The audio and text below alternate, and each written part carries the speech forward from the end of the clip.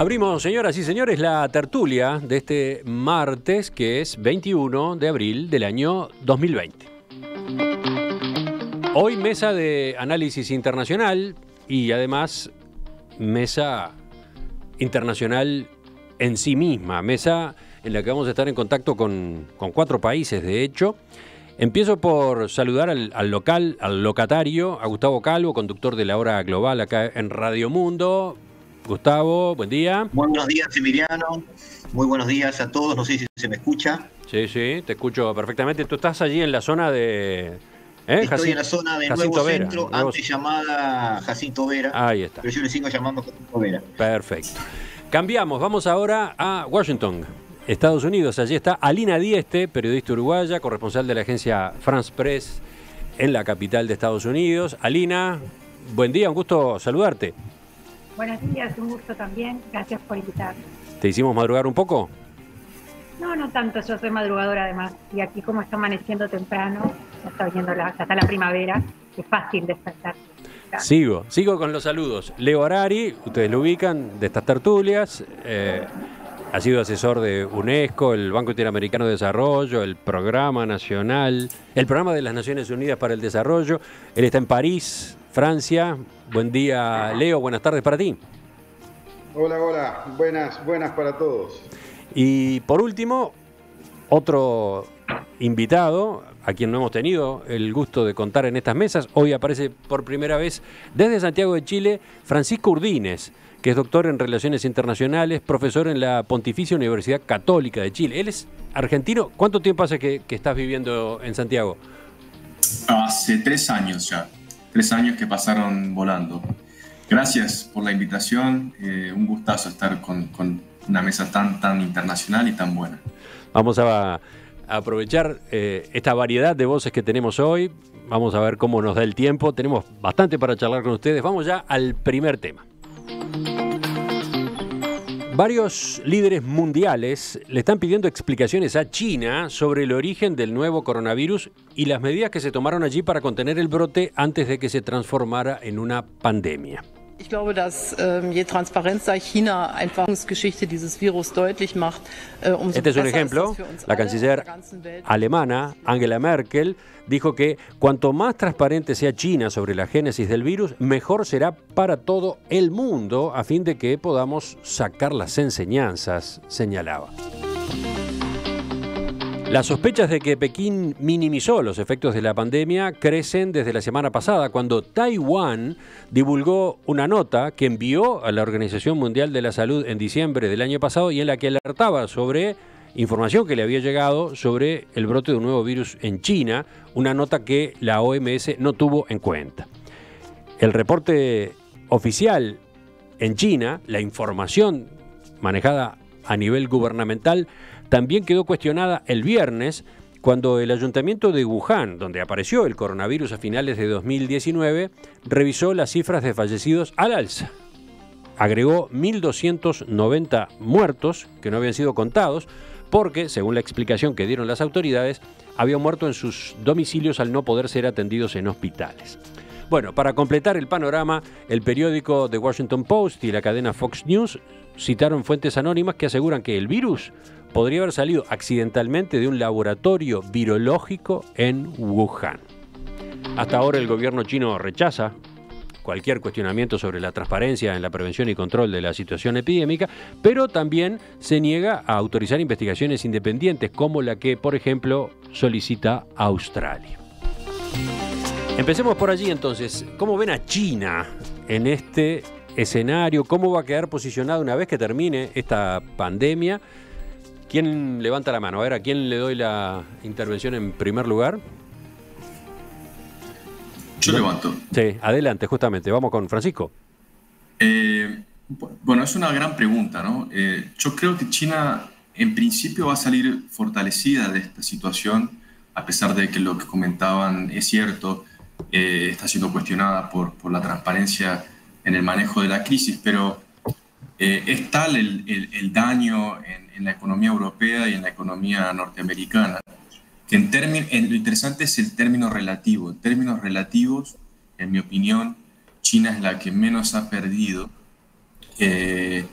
la retórica de Occidente, en particular de Trump, parece ser cada vez más confrontacional, y en ese sentido me da la sensación que también Estados Unidos está cada vez más asumiendo que en China está el enemigo, está el alter ego. Así que me da la sensación de que saldrá una China más protagónica y un mundo más bipolar del que teníamos hasta ahora, mucho más confrontacional, mucho más similar con sus diferencias al periodo de la Guerra Fría, un periodo en el que ambos países no comparten información y compiten entre sí por ciertas supremacías tecnológicas. Quizá en este momento no es tanto la guerra espacial, pero sí va a ser la guerra de la inteligencia artificial, de la biotecnología y del 5G también, por supuesto. Vamos con Alina ahora. ¿Tu primera respuesta? Bueno, yo creo que más allá de que en este momento parecería que China tiene bastante control de su mensaje, no hay que olvidar que en 2002-2004, con la crisis del SARS, China tardó y fue negligente al responder sobre todo este tema, y eso quizás quisieron salvarlo los científicos que en enero hicieron un reporte en la revista The Lancet, los científicos chinos, que informaron sobre lo que estaba ocurriendo en Wuhan. Habría que ver si, como todavía, en mi opinión, queda por saber realmente qué fue lo que ocurrió. No sé si tenemos todavía todos los elementos, creo que no, de si ciertamente este virus, que según todos los estudios científicos hasta ahora, no sería un virus construido en un laboratorio, sino un virus natural, el genoma del virus se identificó y se determinó que no es manipulado, creado por el hombre. Sin embargo, la posibilidad de que haya habido una fuga desde este laboratorio, accidental por supuesto, está muy presente. Entonces, más allá de que en este momento parecería que China tiene el control del discurso, señalando que ha sido transparente y que todo lo que ha dicho hasta ahora es lo que ha ocurrido, se despiertan muchas interrogantes. Creo que lejos de querer estar cayendo en teorías conspirativas, que no es la idea, y eso creo que le hace mucho daño a todo este tema, sí es plausible pensar que puede haber habido un accidente. Entonces, el mundo en general va a querer respuestas, los propios chinos quieren respuestas. Ha habido dentro de China un movimiento para lo que es China y la posibilidad que tiene la gente de evitar la censura. Ha habido mucho movimiento en las redes y demás, queriendo saber la verdad de lo que ocurrió. Entonces, no sé hasta qué punto no puede ser un boomerang para China, incluso internamente, si no se sabe realmente el alcance total de cómo se originó, o por lo menos cómo se propagó. Haya sido un accidente, creo que ciertamente no hay ningún indicio de que esto haya sido intencional. Sería no solamente injusto, sino realmente propagar rumores y generar confrontación, suponer que haya habido una intención, un arma biológica en marcha, ¿no? Como se ha dicho, sobre todo en redes sociales. Seguimos, ahora vamos a Leo. Tenía acá un mensaje de un oyente, ¿cómo es? ¿Quién es el que lo firma? Pablo, que dice: coronavirus es el Chernobyl de China. ¿Qué dices a propósito de esa comparación? Para empezar, que no es radioactivo. No sé, me parece muy prematuro empezar con estas cosas. Yo cuando se hundía el Titanic, ponerse a discutir si era culpa del capitán, del iceberg o del oficial que estaba de guardia era absurdo. Había que buscar el barquito donde saltar y ponerse a remar lo más antes posible. Este es un momento para enfrentar el virus, y luego la politización de este fenómeno pues va a tener su lugar, y China saldrá como pueda, pero se va a salir en un paquete en donde va a estar su respuesta económica, el reacomodo de algunas jerarquías políticas probablemente a niveles locales, a niveles generales. Vamos a estar en otra cancha y en otro juego. Yo creo que es prematuro ponerse a buscarle los pelos ahora. No quiere decir que haya que dejarlo de lado, pero el momento ahora es más bien de remar juntos para buscar soluciones al problema sanitario. Entonces, mismo aquellos que piden cuentas a China, excepto Trump, lo han hecho con gran prudencia. Macron, por ejemplo, lo que decía es que hay muchas cosas que no sabemos y que quisiéramos saber, que hay cosas que habría que aclararse. Y Merkel indirectamente está diciendo que estamos frente a un país que no tiene el mismo sistema democrático que nosotros. Es decir, va a ir por ahí la cosa, pero empezar a caer ahora en discutir eso es caer en exactamente la politización deseada por los que creen las teorías conspirativas y lo que buscan es un enemigo para deshacerse de sus propias responsabilidades. Gustavo, tu primera intervención ahora con la pregunta que yo dejaba planteada, ¿no? Sí, lo que pasa, Emiliano, es que tú posición... cometiste un error. A ver. Tú hiciste una apreciación sobre el virus y después te descolgaste con una última pregunta que nos dice ¿dónde queda China después de esto? Y esa pregunta sola da para otra mesa. Entonces yo lo que voy a hacer es dar una pequeña frase sobre la primera parte para concentrarme un poquito en esa pregunta que me parece muy, muy positivo verlo. En primer lugar, los números de China tienen la misma confiabilidad que pueden tener los números de cualquier país. Hasta hace muy poco, Chile, al sacar a los muertos de la columna de activos, los ponía en la columna de recuperados, hasta que se dieron cuenta. Es decir, de alguna manera, todos los países están aprendiendo incluso a contar sus muertos. ¿Qué sucede con esta pandemia? Al año mueren más o menos unos 600.000 personas por gripe. Llevamos unas 200.000 personas. Es decir, lo que ha mostrado esta pandemia, como dijimos en alguna entrevista anterior y en alguna mesa anterior, no es que esta pandemia en realidad sea algo innovador o que ponga el mundo patas para arriba. Lo que puso el mundo patas para arriba fue la actitud nuestra hacia la pandemia. Pusimos el planeta en off. ¿Está bien? Entonces, también esta pandemia mostró muchas cosas que ya se veían desde antes. Solo doy titulares para después poder profundizar si hay tiempo. Una desglobalización en ciernes, la precariedad de los sistemas de unión de los estados, no había un mundo unido. Y no hay un mundo unido y no lo va a haber después de esta pandemia porque no hay suficientes muertos.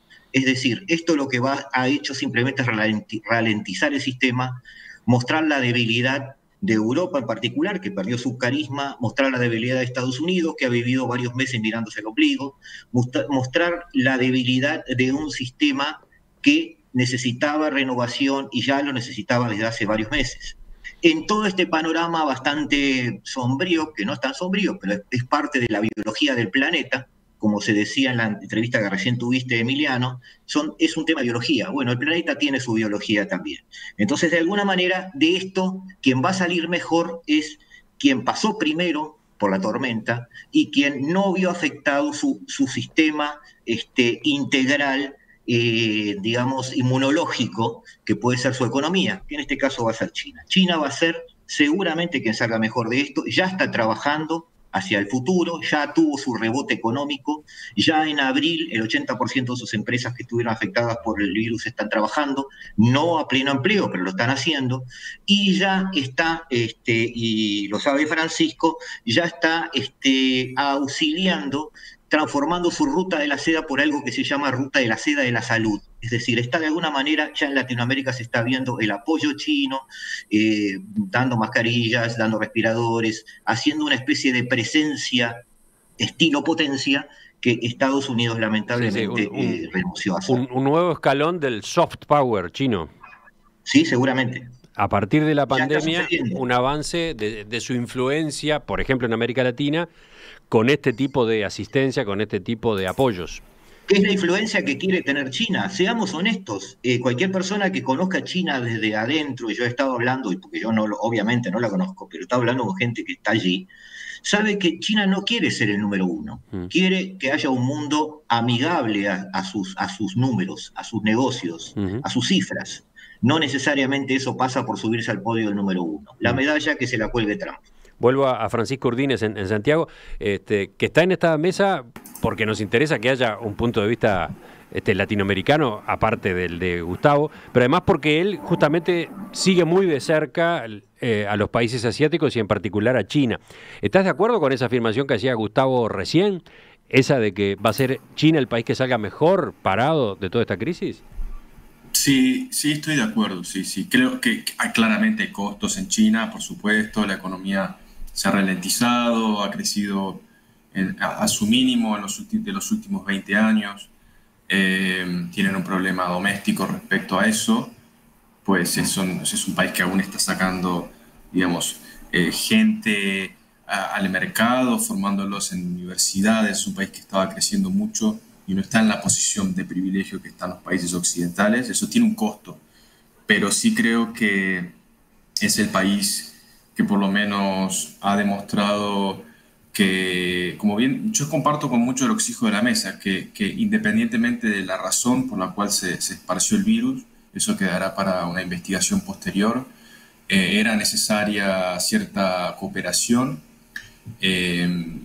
y, y es irónico que un país que es autocrático haya tenido mayor predisposición a la cooperación que los propios países occidentales que crearon organizaciones internacionales bueno, en principio para reconstruir Europa y para montar una arquitectura internacional después de la Segunda Guerra Mundial.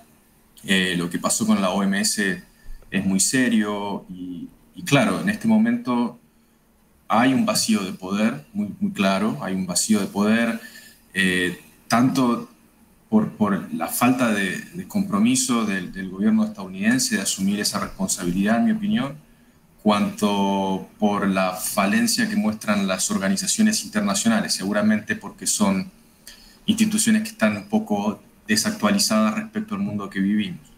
Y en ese escenario de vacío de poder aparece China, que llena ese vacío, al menos en la región, y claro que lo llena con intereses políticos y económicos propios. Detrás de las donaciones, por supuesto, que es factible argumentar que hay intereses económicos. Detrás de la ayuda siempre hay el interés por profundizar lazos. Ese es el negocio de las relaciones internacionales, pero que China sea el actor protagónico en la donación, venta, asistencia a los países en suplementos médicos, da una señal muy clara de quién está asumiendo, o quién por lo menos tiene la capacidad de mirar un poco más allí del horizonte de sus propias fronteras. Yo creo que lo que sucede en Europa y en Estados Unidos es simplemente que la situación doméstica es demasiado desbordante como para preocuparse por lo que pasa hacia afuera. De hecho, ha habido situaciones de quita, robo o confiscación, no sé qué concepto utilizar, de ventiladores o respiradores. Hay una especie de guerra tácita entre los países poderosos por quedarse por los pocos ventiladores que andan dando vuelta, porque la situación doméstica es urgente. Francisco, agregaría que sí. no es China sola quien está jugando ese papel del que venimos hablando. No es solo el gobierno chino, no solo el Estado chino, también son algunas de sus principales empresas, ¿no? Pienso, por ejemplo, en Alibaba, pienso en el principal accionista de Alibaba, que tiene una política de donaciones muy fuerte que ha ido implementando en países de Europa, en los países de Europa más golpeados, pienso en Italia, pienso en España, y también en el propio Estados Unidos. Ha habido donaciones de la Fundación Alibaba en Estados Unidos mismo.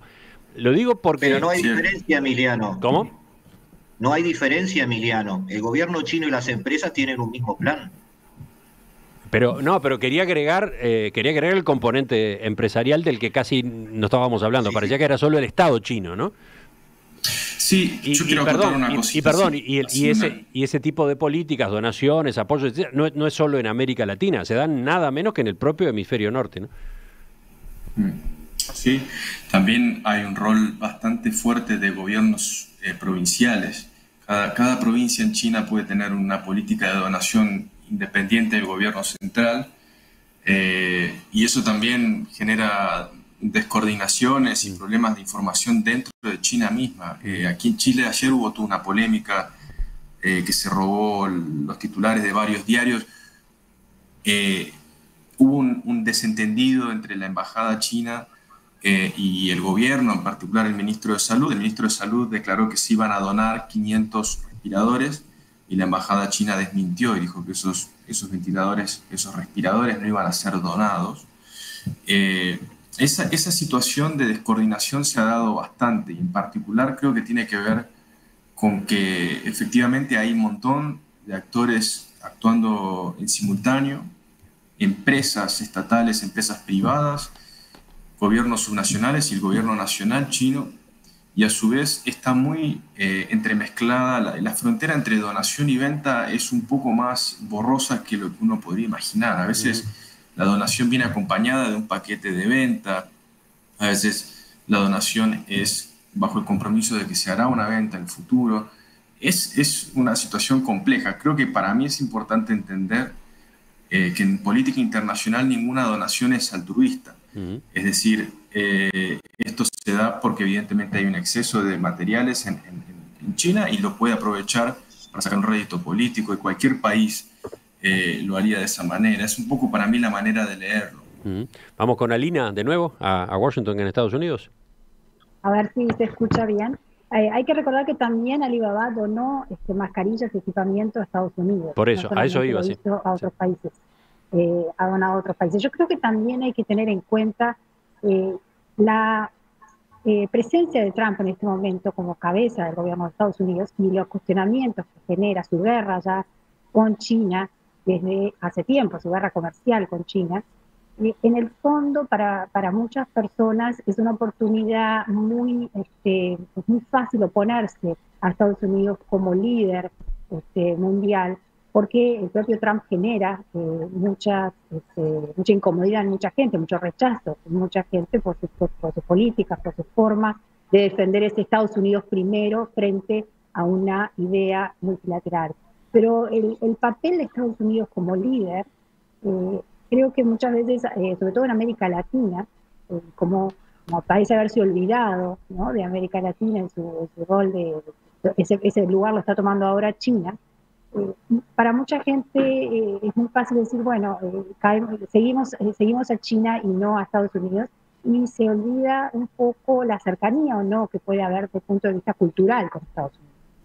Entonces, me parece que sería otra la historia si Estados Unidos fuera gobernado, por ejemplo, por otro tipo de líder, otra persona que estuviera más volcada hacia lo multilateral, que no hubiera dejado, por ejemplo, el Acuerdo de París con el tema del cambio climático, que no fuera tan crítico sobre el apoyo a los organismos multilaterales. Pero también me parece que es injusto no decir que muchas de las críticas que hace Trump, más allá del rechazo que pueda generar, tienen una base muy real. Él cuestiona hasta qué punto los organismos multilaterales han sido útiles para la humanidad, para todo, ¿no? O no han sido una fuente de empleo para muchísima gente que la vive muy bien.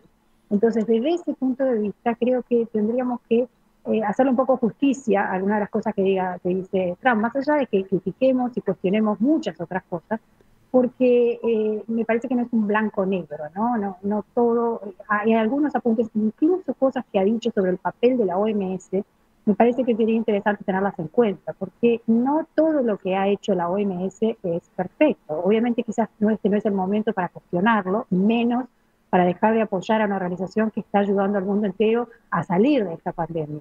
Entonces, más allá de los cuestionamientos que haya en suspender la cooperación, y más allá de que esto pueda ser una forma que tiene Trump, que tiene su propia política interna en este momento, porque está buscando la reelección en noviembre, todo esto, esta guerra, este conflicto con China les sirve para generar, en un momento en que ha habido problemas, va a haber cada vez más problemas de empleo y demás, bueno, decir que cierra Estados Unidos para blindarse, ¿no?, ante lo que está ocurriendo por la pandemia, tiene un motivo político, como bien dijo Leonel, ¿no? Vamos con Leonel. Vamos con Leonel, o Leo Harari ahora, con Trump como punto de partida. ¿Vas por ahí, por donde terminaba Alina, o por otro? No, si me hacen hablar de Trump, esto venía tan prolijito. Yo, desde que él declaró entre los negocios esenciales que no debían cerrar durante el confinamiento, las armerías, tiene todo mi respeto y admiración. Pienso que cualquier cosa que se diga sobre él es un piropo, incluso el peor de los insultos.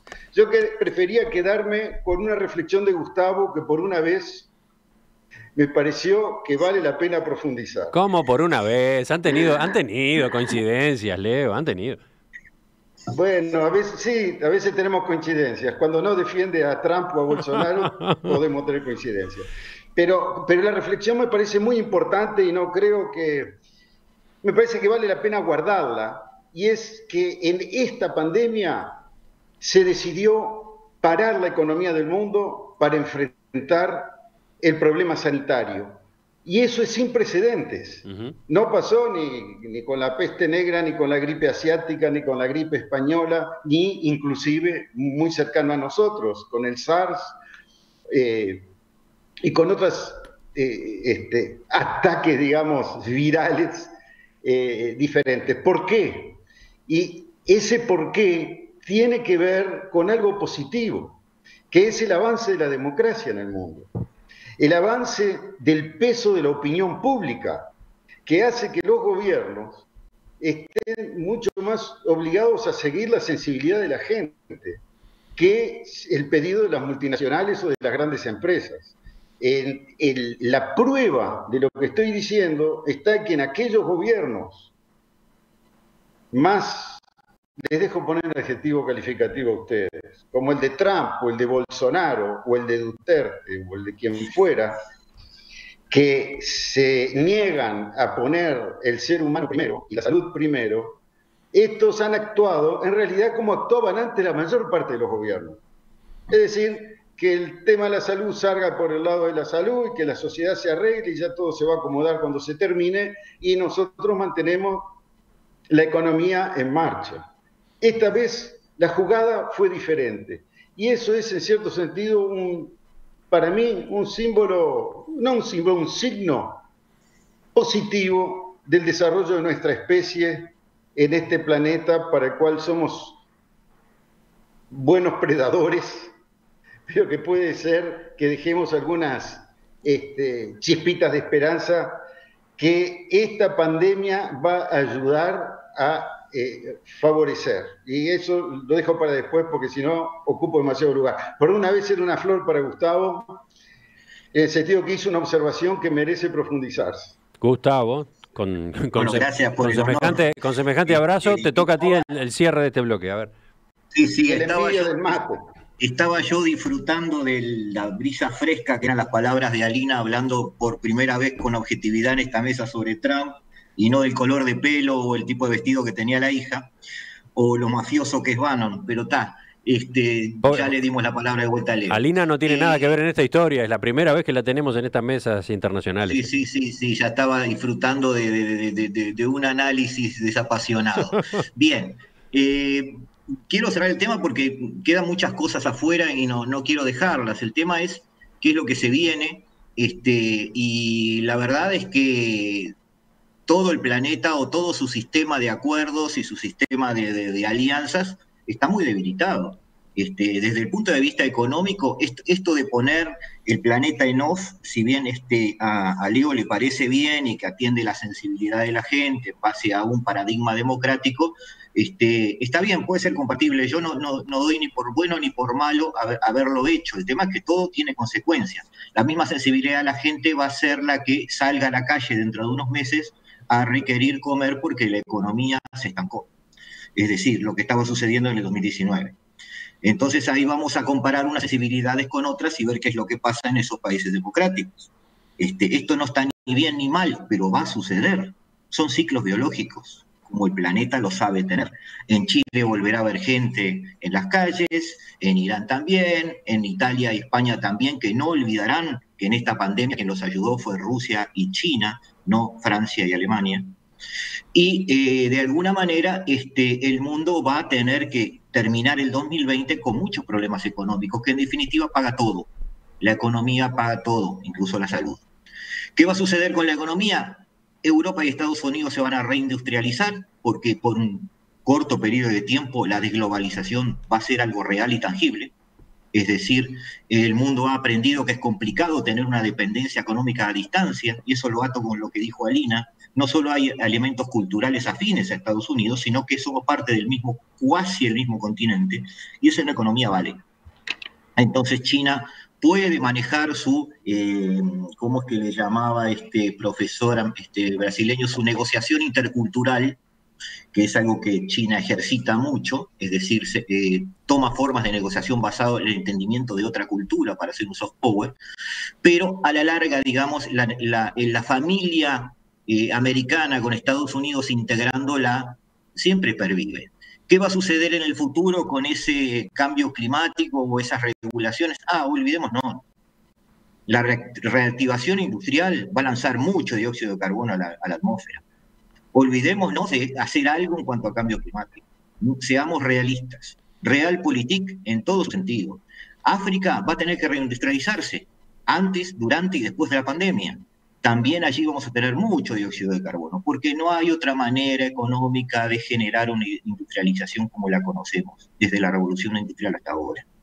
Entonces, este va a ser un mundo bastante entretenido, donde muchos paradigmas se van a venir al piso, donde vamos a tener que repensar el sistema de alianzas y las estructuras políticas supranacionales, y donde vamos a tener que, de alguna manera, si no tenemos una potencia, porque lo que parece que vamos es que no va a haber una potencia predominante, digamos, en forma cuasi policía, como había hasta ahora, sí vamos a tener un sistema de poder que vamos a tener que replantearlo, vamos a tener que entenderlo. Es decir, tiene que existir un desayuno entre Xi Jinping y Trump en algún momento, y nosotros asistiremos a eso. La pandemia quedará como algo anecdótico. No hemos hecho nada, o espero que estemos pensando en algo para la próxima, que la vamos a tener, y seguramente según Bill Gates, dentro de los próximos 6 o 7 años, y tratar de construir un sistema un poco más firme, un poco más estable, y bueno, dejar de pelearnos entre nosotros. Ya volvemos, ya continuamos en esta tertulia. Estamos en Mesa Internacional. Hoy estamos a 4 puntas: Montevideo, Washington, París y Santiago de Chile.